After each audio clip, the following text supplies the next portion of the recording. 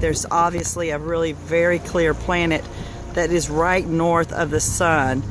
And wow, I would love to say it was the moon, but since the moon happens to be right here on the opposite side, there's no way it is.